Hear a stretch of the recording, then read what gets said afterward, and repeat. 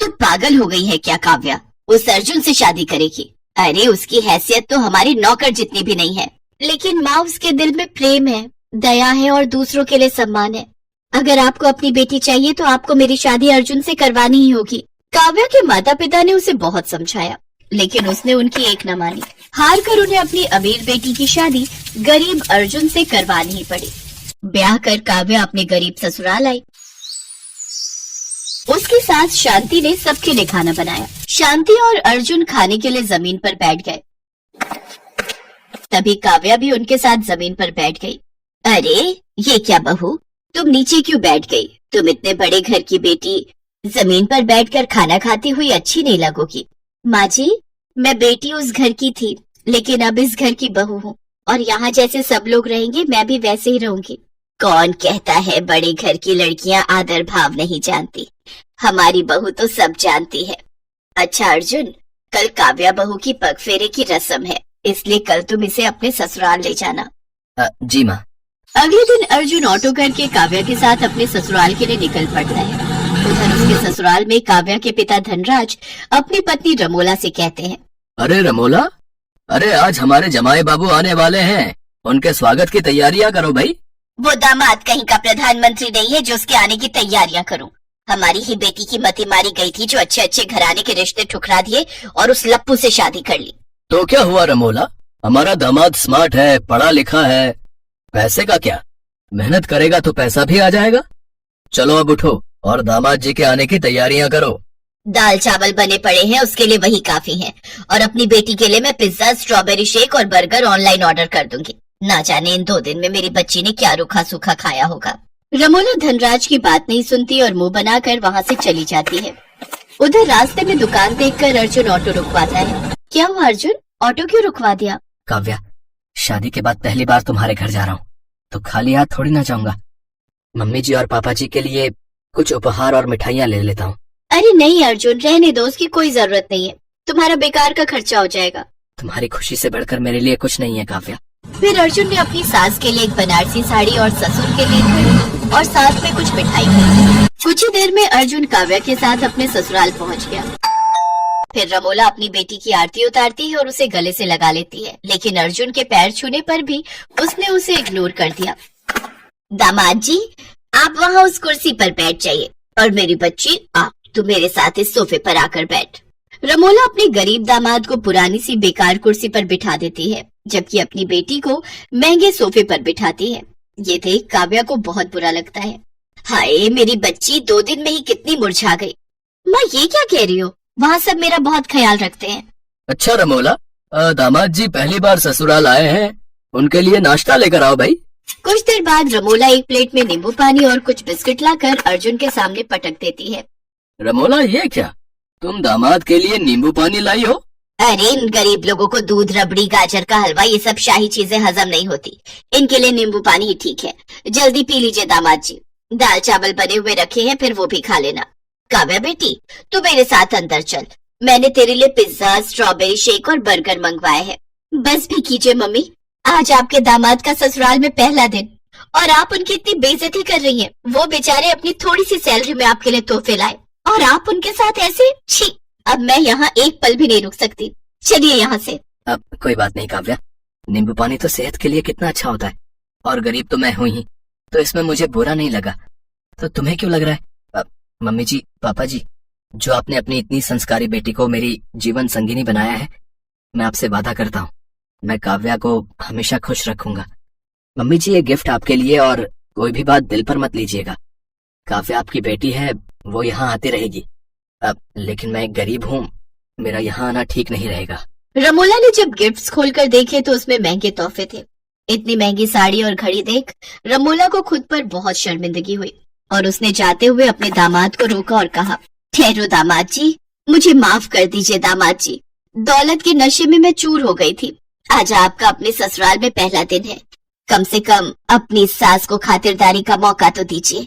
मैं अभी आपके लिए अपने हाथों से नाश्ता बनाकर लाती हूँ। उन सब की कोई जरूरत नहीं है मम्मी जी, आप तो बस हम पर हमेशा अपना आशीर्वाद बनाए रखना। रमोला ने अर्जुन और काव्या को गले से लगा लिया और उन्हें ढेर सारा आशीर्वाद दिया। ससुराल हर लड़की का सपना होता है, और वहां पर बिताया पहला दिन शायद ही कोई लड़की हो जिसे याद न रहे। ऐसी ही एक कहानी है करिश्मा की, जिसका ससुराल में पहला दिन होता है। नई नवेली सहमी सी दुल्हन करिश्मा सुबह तड़के 5 बजे उठ जाती है और सोचती है, हाय राम, सुबह के 5 बज गए और मैं अभी तक सो रही हूँ। जल्दी से उठकर नहा लेती हूँ, नहीं तो सब लोग क्या कहेंगे। करिश्मा जल्दी से नहाकर बाहर आती है और पूजा पाठ करके किचन में चली जाती है। अरे, अभी तो ठीक से सुबह भी नहीं हुई, फिर ये किचन में से कैसी आवाजें आ रही हैं? कहीं अपने यहाँ कोई चोर तो नहीं आ गया? चोर चोर चोर! बेचारी करिश्मा किचन में नाश्ते की तैयारी कर रही थी, लेकिन अपनी सास का शोर शराबा सुनकर वो डर जाती है और जल्दी से बाहर आकर पूछती है, चोर? कहाँ है चोर माँ जी? जल्दी बताइए, मैं अभी डंडे से उसकी पिटाई करती हूँ।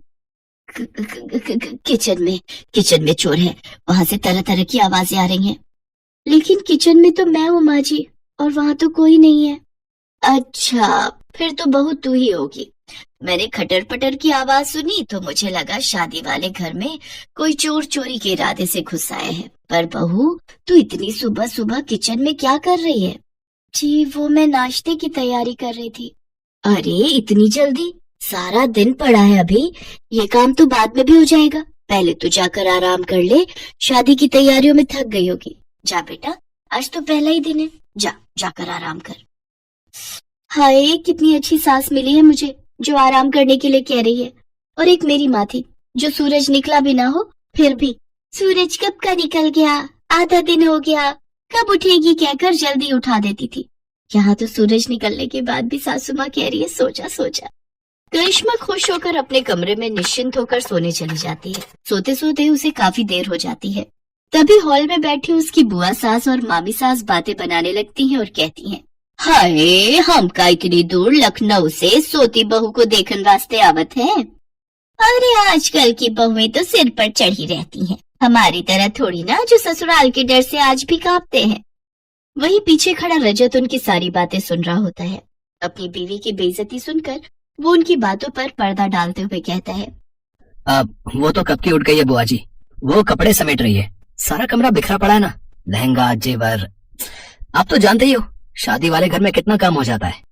रजत जल्दी से अपने कमरे में जाता है और करिश्मा को उठाते हुए कहता है, करिश्मा, जानू उठ जाओ बेबी, जल्दी से उठकर नहा लो, सब रिश्तेदार बाहर तुम्हारा इंतजार कर रहे हैं। जी, मैं तो सुबह 5 बजे उठकर ही नहाकर पूजा पाठ करके नाश्ता बना लिया था, लेकिन माँ जी ने कहा अभी सो जाओ, इसलिए आकर सो गई। हाय मेरी नई नवेली दुल्हन, सुबह 5 बजे से उठी है, तब तो तुम अभी आराम कर लो। नहीं, अब मेरी नींद पूरी हो चुकी है। कहिए, आपको कुछ कहना था क्या? रजत करिश्मा को सारी बात बताता है और कहता है, अब मुझे तो ये बिल्कुल भी बर्दाश्त नहीं कि कोई मेरे सामने मेरी बीवी की बुराइयां करे। चलो अब जल्दी से तैयार होकर बाहर आ जाओ, सब तुम्हारा इंतजार कर रहे हैं। इतना कहकर रजत बाहर चला गया। हाय जी, ये क्या हो रहा है? मेरी पीठ पीछे कल तक जो रिश्तेदार मुझे आशीर्वाद दे रहे थे, आज एक ही दिन में मुझे जाने बिना मेरे बारे में अपनी राय देनी भी शुरू कर दी।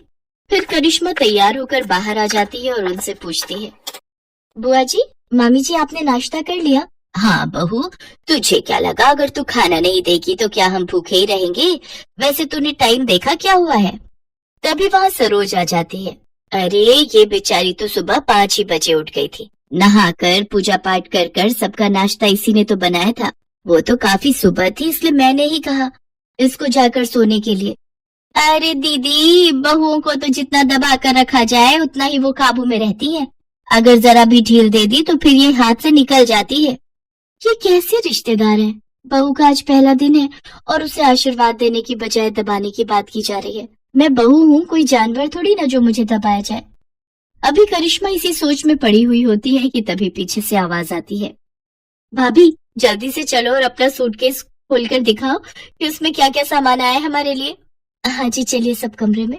अरे कमरे में क्या चलिए, तुम अपना सूटकेस यहाँ लेकर आओ। अरे यहाँ लाने की क्या जरूरत है? करिश्मा बेटा, जो जिसके नाम का है दे दो उसको। अच्छा पापा, ऐसा कैसे? ननद को पूरा हक है अपनी पसंद का सामान लेने का, जो रिवाज है हम तो वही लेंगे।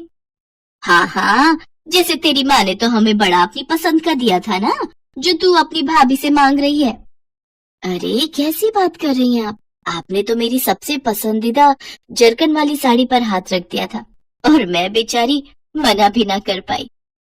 बेचारी करिश्मा भारी सूटकेस उठाकर हॉल में लाती है और जैसे ही उसका सूटकेस खुलता है तो उसकी पसंदीदा साड़ी उसकी ननद तान्या ले लेती है और वो बेचारी मन ही मन सोचती है, हाय ये तो मेरी फेवरेट साड़ी है।